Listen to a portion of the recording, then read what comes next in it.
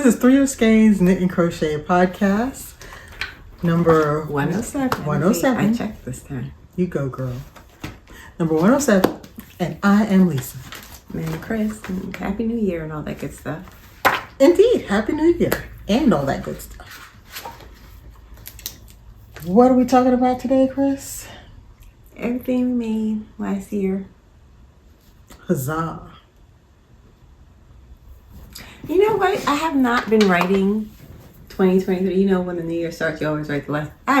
Maybe I was just ready for 2024. Maybe I was over 23. It's been 24 every time when I write the date. Wow. I have not had that lapse. I don't know what's going on. It's literally like the first time in my life. I wish I could say that.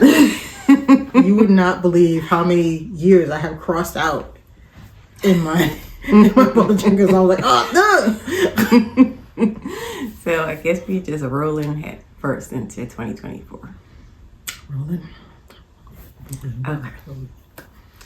Is what you're wearing around your neck one of this year's things? No, they're not. It's an old make. But it's so cozy. Today, I think, is our first, seriously cold day. So, If you say so, I ain't been outside. no, I haven't either. I've checked the weather report. It looks cold out. I will So, take your word for it, honey. I am just, getting cozy. All right. So we done promised the people we're going to show them what we made. Yes. Let's show them what we made. All right. And mine are in no particular order. Okay? I I wasn't gave up that- on trying to keep mine chronological. I wasn't that organized this year. So, I'll start. You know what? I'm going to start with my DFuku. I, in essence, made this twice. Kind of you. Now that I think about it. So this is a DFuku jacket from Knit Kimono. Well, when I first made it, I was just happy that I had made it. And it was like, I love the fabric. Now, in the book, it does not have this texture. It's a plain stockinette jacket. So I chose a texture pattern to put on it because I felt like it needed a little something. Cool. I didn't like how it fit. It was too big. That's the bottom line. It was too big. Mostly because, and you know what I realized when I look at the picture really closely again, mine fit exactly the way the one in the picture fit. It's just, it was too loose for my liking. So I ended up towards the end of the year revamping the jacket with a hand sewn quilted lining. And you know me, I just can't stop there. So I added a hidden pocket and I weighted the hem with a chain. I did a little mini series on the blog about this, so if you want all the details of how it was done, you can go look over there at knitsheet.com, and the link to the blog post will be in the description bar. But now I wear this every chance I get. I absolutely love it. And I love having the convenience of that hidden pocket inside.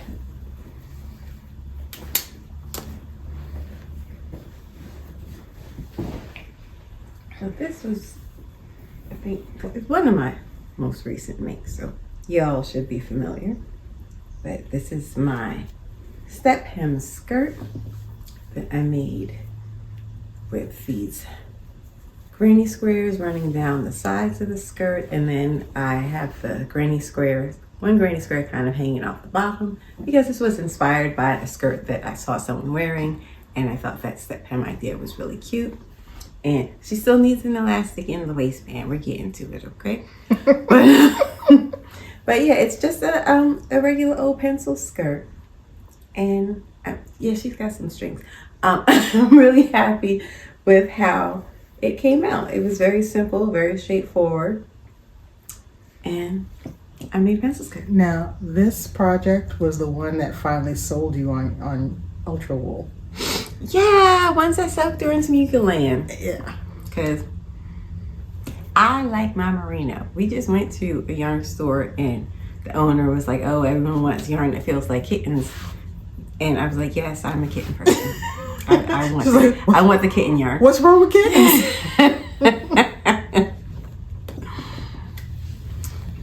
So this here is actually the first skirt I've ever made.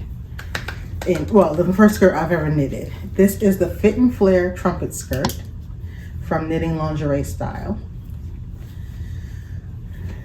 What can I say? She's heavenly to wear.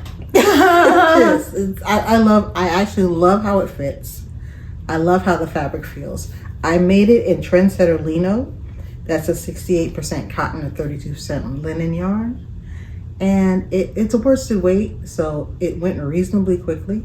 I ended up using about 12 skeins, a little bit more than 12 skeins, of that yarn at 110 yards per skein. And I did a fold over waistband with elastic inside. So my elastic is encased inside the waistband. And I did a tiny tutorial about how to stitch in this waistband. So we'll link it. It's about 35 seconds, so it's really quick. Cute. But it's that flounce that does it for me. It's that flouncy hem. Oh my God, so many stitches around the bottom of this skirt. Oh, let's not relive it. Oh my God, she complained so much. I did, y'all. I did. But I learned so much from doing this, and it turns out skirts are much easier to knit than sweaters. Sweaters aren't that hard, but skirts are even easier. So yes, there will be more skirts. Because the sweater is 3 tubes, the skirt's only 1. It is. It's just that one tube. What you got up for us next? Okay, so this is all of my stuff I designed myself. I have no like patterns to refer y'all to. This is just a t-shirt. The yarn is, I don't know. You know what? When the newsletter goes out, all that stuff will be in there. But basically, I just did some cables running down the front and trimmed her out in green. And the back the back was supposed to have cables, or, you know, like kind of a faux cable pattern. The back was supposed to have that too, but I didn't have enough yarn. So we ended up just doing straight up single crochet across the back. And then, because you know what, this is the only part I can see anyway. So why I'm gonna do all that work for the back? That's all for me. Is that Sandys yarn? Yes. Sandys yarn. Lena. And I believe this was the tin Lena. So this is the finger and weight version, because they have 3 versions of the yarns: Lena, tin Lena, and tick Lena. So yeah, this is the finger and weight version. And this is actually kind of a remix of a top I made previously, because I have been going through some of the things I've made and remaking them in nicer yarns. Yes. So this is one of those projects, and I'm very happy with how she came out.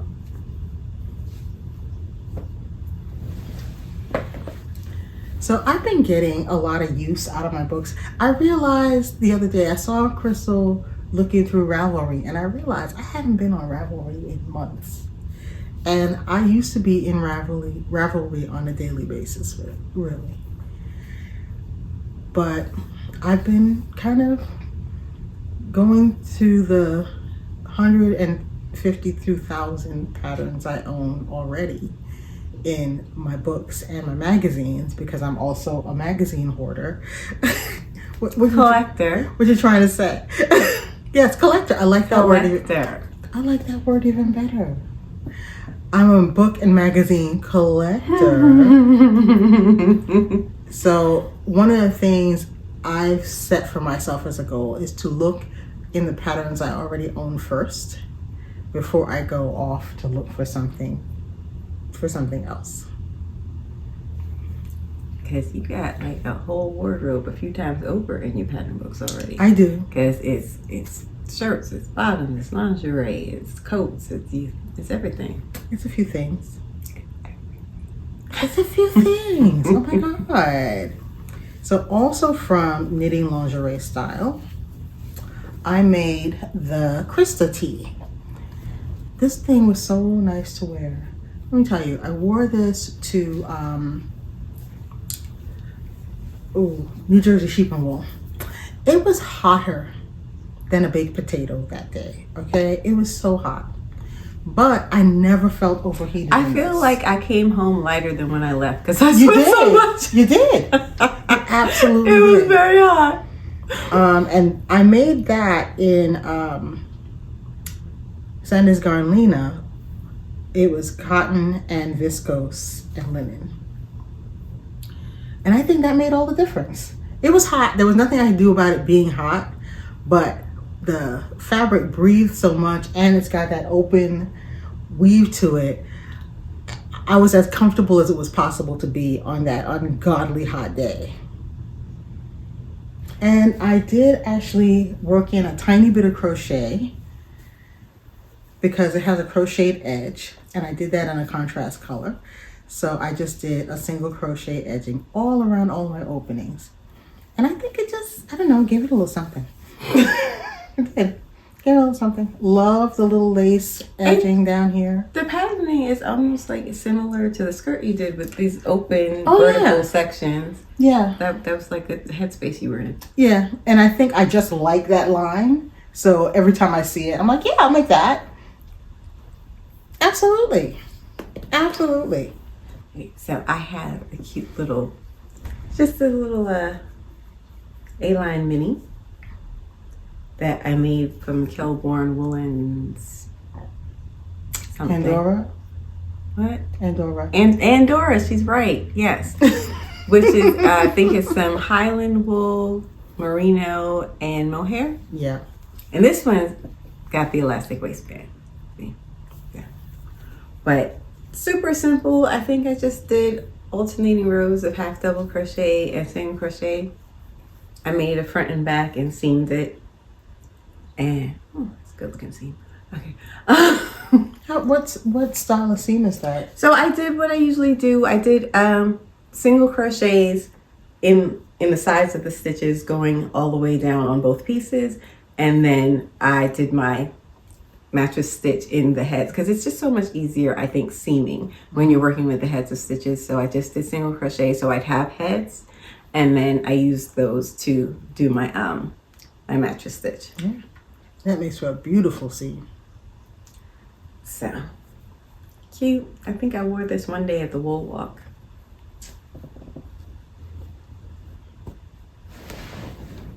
Simple schmimple. Yeah. I think my most fun and whimsical knit of the year was my Halloween socks.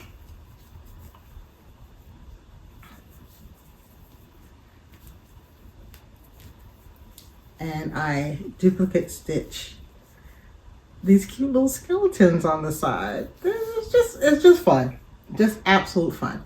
So this top yarn is Oink Pigments, and I think it's called something like They Eat People or something like that. It's zombie themed. And then this is just a plain Patton's Croy. Well, striped No, pattern. it's called, I think it's called It's People. It's like Soylent People. Green. Okay, Yeah, it's I knew it had something to do like that. It had something to do with eating people. It's called It's People. But I had a lot of fun, and this is just my basic. Oh no, that's not my basic vanilla sock. I followed the method in Sophia Talley's book for this, and the book is called Knit 2 Socks in 1. So I actually started from the top and knit one long sock and finished at a toe. Then I cut it apart and installed the heels and the cuffs. A lot of fun. A lot of fun. It tickled me. She was excited about her one big long sock. I'm gonna put a picture in because by the time I finished, the sock was as long as my leg. It was hilarious. This, I think, was the first thing I made this year. And I just saw a picture online of something similar to this. And it's just a little shrug. So I've got two front pieces that cross over each other. The back is longer. And this is, I don't know what you're at. Oh my God.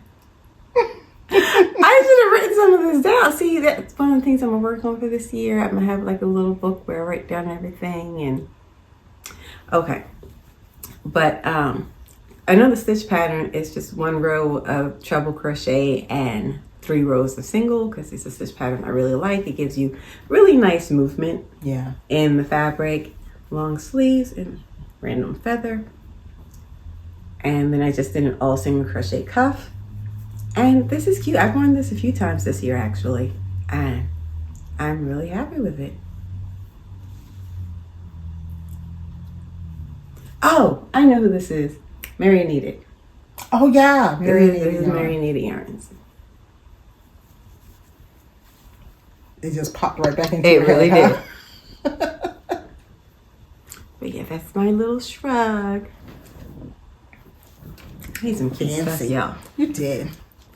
So I made what I call my sweatshirt replacement, and it is a weekender sweater from Andrea Mowry.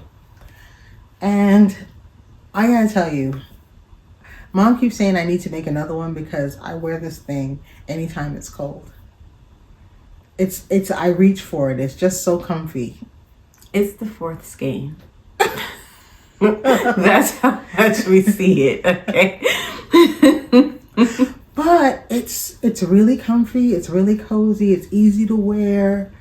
And as you can see, I'm already like pilling it up a bit, but it's okay. It's going to be my experiment piece. I'm wondering if it's better to shave a sweater, use a sweater stone on it, or use a soft goat hair brush.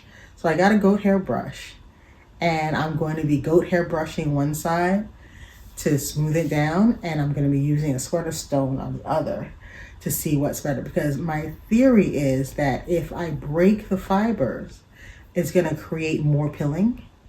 But if I use the brush, I'm sort of reincorporating some of that fiber back into the fabric. Crystal is looking at me like, ooh, you're nerding hard right now.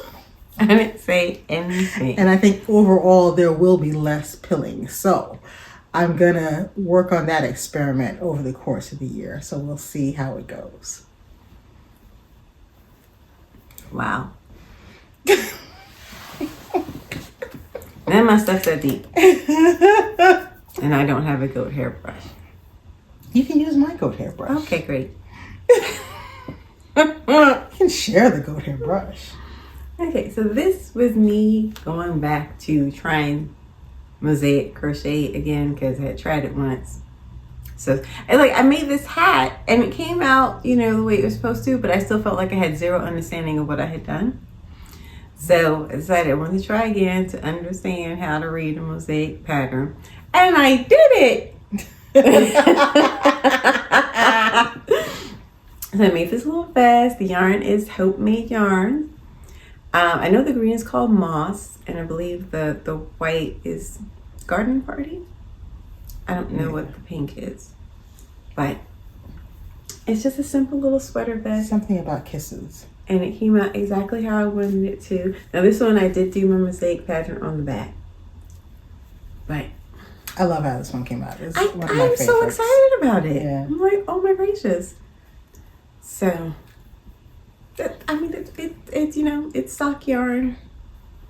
And this is the trim is a little bit of, not Whisper lace, Angora lace from Universal.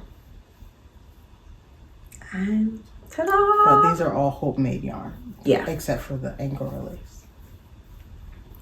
So. Oh, keep going. I'm done. Okay, I have a couple more things. So I had this skirt. I got this yarn during the wool walk when we went to Grace and Pearl.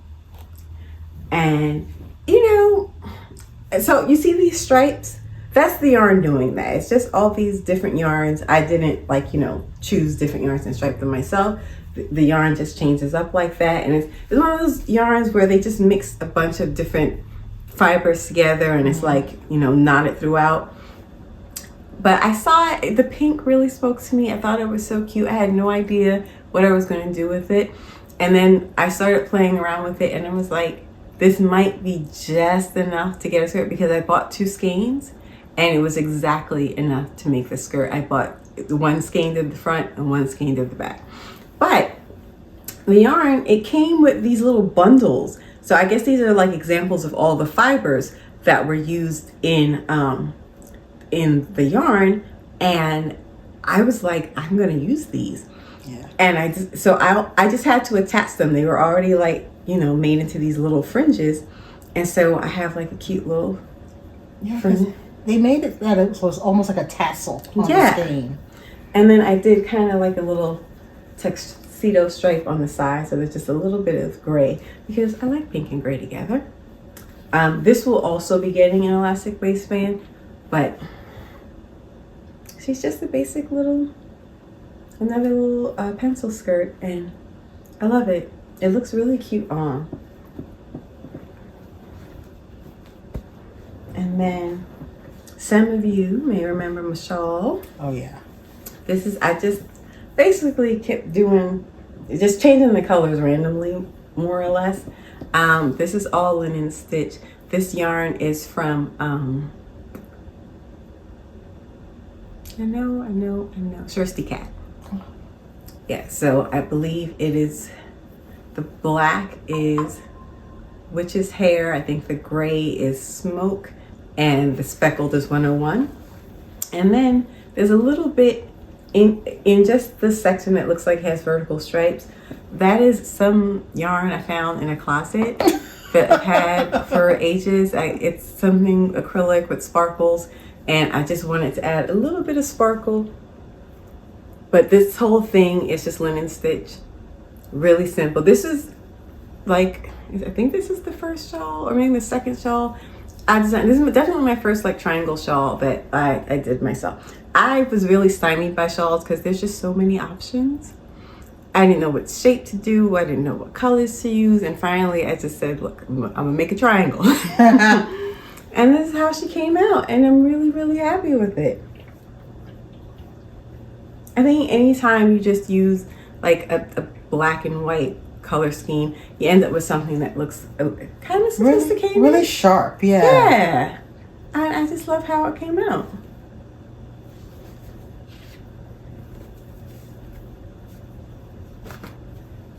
And then my second to last thing.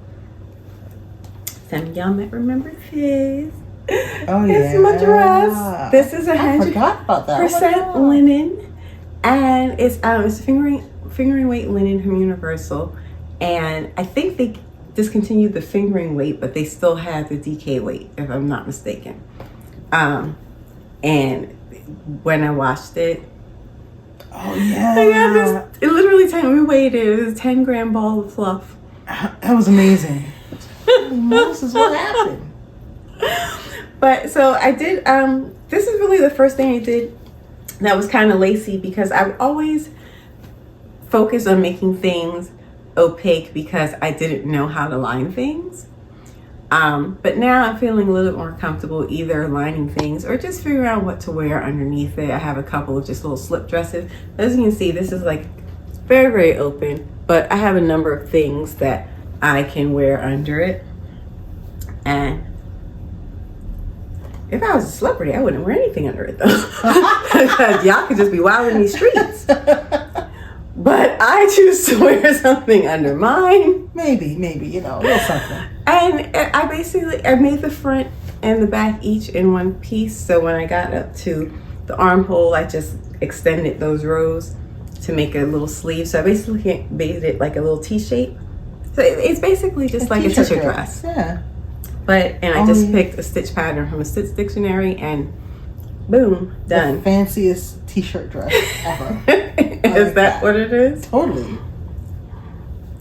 And then I managed to squeeze in one tiny little thing before the new year. Because see what happened was, if y'all saw the gift guide video, one of the things that was on my gift guide / wish list was this yarn called something. It's from a Japanese brand called Ito, and it's called Crochet.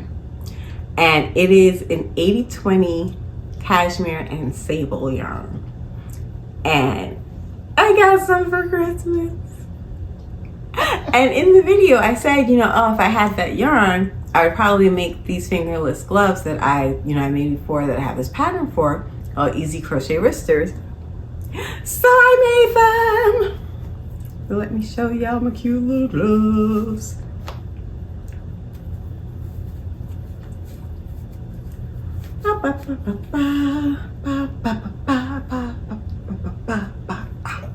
Okay, you're gonna make people dizzy. But these are my little gloves, my easy crochet. They really are quite easy. I want to experiment. The pattern actually called for finger weight yarn, which was really surprising for, you know, Red Heart. And I think I used a 2.75 millimeter hook, which I only remember because it's the most recent thing I made. But I want to experiment with making these with heavier yarns. I wonder what this would be like in like a chunky or something, like, because it just wouldn't be that many stitches, but you could have like texture. I'm gonna play around with this pattern.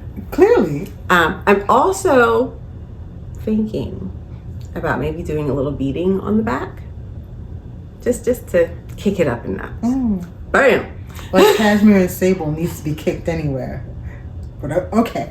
But I have a little tiny bit of this left, so I got 3 skeins, which was I think 75 grams, and these gloves took about 34 grams, so just a little less than half. So with what's left, I'm thinking to make some kind of little scarflet, something along the lines. Think of like the Sophie's scarf, the Sophie scarf from Petite Knit, but it's just gonna be like a skinny, cute little neck thing. But yeah, that's the plan. So. Only in cashmere and sable. We actually got a couple of things off of our gift guide for Christmas. So I guess in another video we'll show you all our Christmas presents. Yeah, that would be so fun. But yeah, so I squeezed this in right under the wire. And so we went to bed, and then the next morning there were gloves. That's how that worked. I did kind of make them overnight. Yeah, you did. You did. But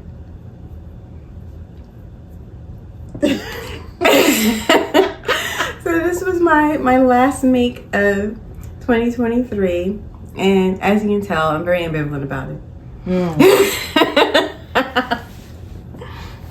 So that is everything we made in 2023, and I'm very much looking forward to making this year. Yeah. I have so many ideas. I'm a little overwhelmed by them, so I think I just need to take a little minute, write some things down, and get it all out my head. But stay tuned, y'all. It's coming. So are we good? Is that all we're doing? I think that's it. All right, so we will see you guys next time, and as usual, stay stitching. See you next week.